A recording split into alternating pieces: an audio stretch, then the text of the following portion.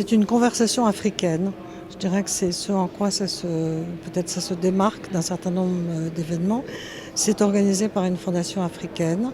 C'est une conversation très libre avec les principaux acteurs du continent africain et leurs principaux partenaires pour discuter effectivement de tous les défis du continent africain de façon très libre et très informelle.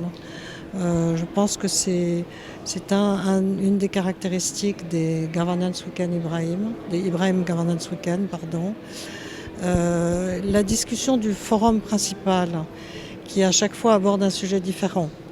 On a traité jusqu'à présent l'agriculture, l'urbanisation, les migrations, la jeunesse africaine, fait l'objet en amont de la discussion d'un document de support qui permet d'éviter, si vous voulez, d'avoir des conversations où on fait un peu le bilan des sujets, mais de rentrer directement dans le vif de la discussion pour savoir ce qu'on peut faire, qui va le faire et qui va en être responsable. Mais encore une fois, je pense que la caractéristique principale, deux caractéristiques principales, c'est le fait que c'est une conversation africaine, qui est dirigée par les Africains eux-mêmes, et que c'est une conversation qui est extrêmement libre, et qui n'est pas, si vous voulez, tenue par des conventions institutionnelles ou des éléments de langage qu'on peut retrouver dans d'autres enceintes. Alors, la raison pour laquelle on revient au Maroc, c'est parce que c'est vrai que c'est la première fois. On revient pour la deuxième fois dans un pays. D'habitude, on essaye effectivement de changer de pays à chaque fois.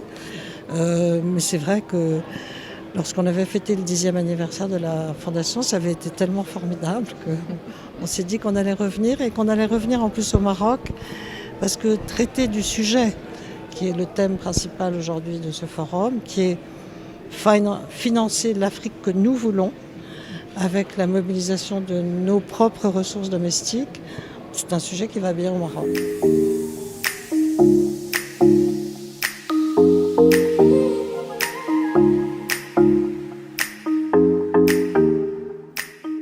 D'abord, c'est pas une crise soudaine. Si on a beaucoup regardé les faits et chiffres encore, et ça fait quand même un moment que l'aide au développement baisse, l'aide au développement affectée à l'Afrique. Elle est restée à un niveau relativement élevé ces derniers temps, mais c'est pas pour l'Afrique, mais en général, mais c'est essentiellement à cause de l'effet Ukraine et Gaza. D'une certaine façon, mais surtout Ukraine. En réalité, ça fait une dizaine d'années déjà que l'aide au développement baisse. En 10 ans, l'Afrique a perdu, je crois, 13 points de pourcentage dans le total de l'allocation de l'aide au développement. Donc c'est pas un fait nouveau. La deuxième chose, c'est que l'aide au développement pèse finalement assez peu maintenant dans le financement du développement du continent africain. On avait déjà regardé ce point dans le rapport de l'année dernière et c'est au maximum 10% en moyenne sur le continent africain. Alors, c'est vrai qu'il y a certains pays et certains secteurs qui sont davantage touchés que d'autres. En termes de secteur, certainement la santé est très impactée, mais il n'en reste pas moins que c'est pas une catastrophe absolue. C'est plus la manière dont ça se fait, très brutale, qu'effectivement il faut arriver à gérer. Mais ce qu'on avait aussi déjà l'année dernière observé, c'est qu'il y a un potentiel de ressources domestiques absolument considérable du continent africain, qu'il s'agisse des fonds souverains, des fonds de pension, des recettes fiscales qui sont encore très faibles. Si vous considérez par exemple que le ratio moyen sur le continent africain, recettes fiscales sur PIB, est de l'ordre de 15% au maximum, ce qui est moins de la moitié du ratio moyen des pays de l'OCDE.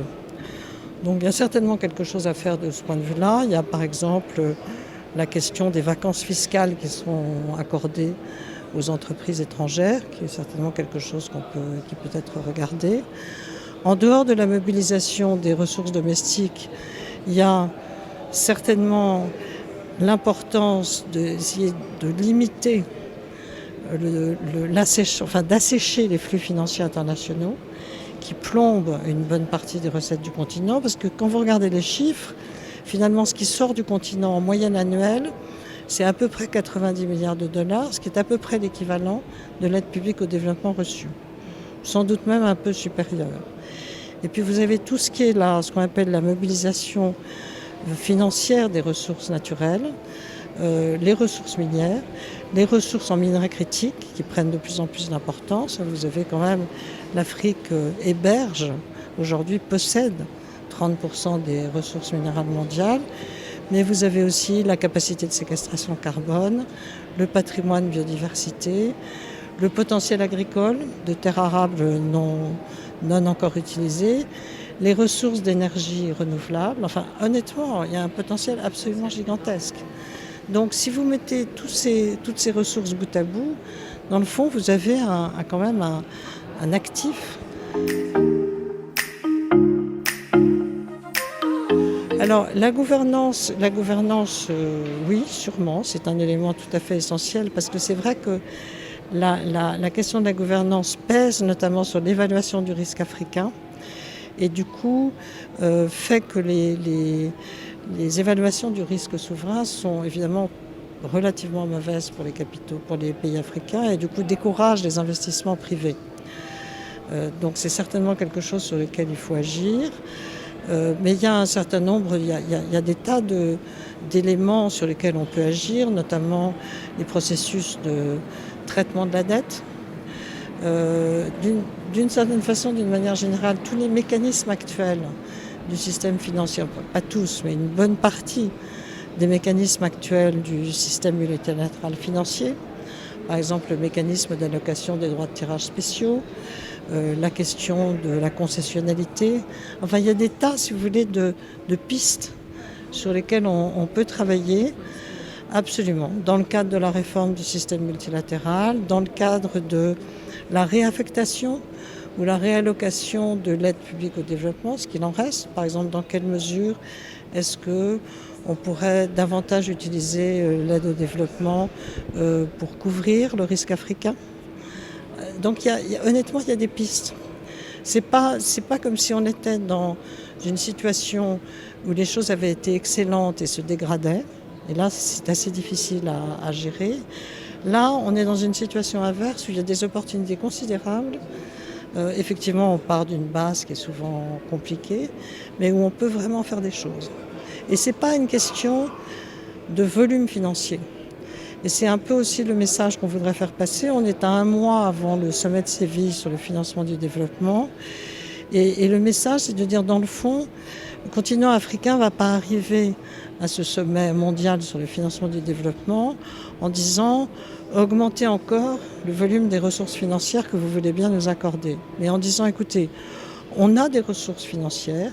La seule chose finalement qu'on attend, c'est une révision des processus et des mécanismes qui nous permettent de mieux mobiliser ces ressources propres.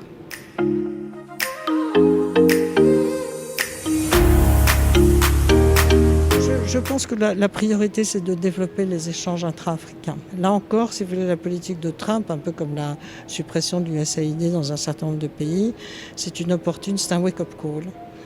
Et c'est finalement, ça permet de remettre les choses à plat et sans doute de changer de logiciel. Les échanges intra-africains, c'est 14% du total des échanges, c'est très peu. Quand vous pensez que l'Europe, c'est pratiquement 70%, il y a certainement quelque chose à faire. Mais je vous invite à écouter demain l'intervention de Ngozi Iweala qui ouvrira, qui fera l'intervention d'introduction du forum sur ces sujets-là, beaucoup plus experte que moi. Pour suivre toute l'actualité d'EcoActu.ma, inscrivez-vous sur notre chaîne YouTube et rejoignez notre communauté sur Facebook et sur les autres réseaux sociaux.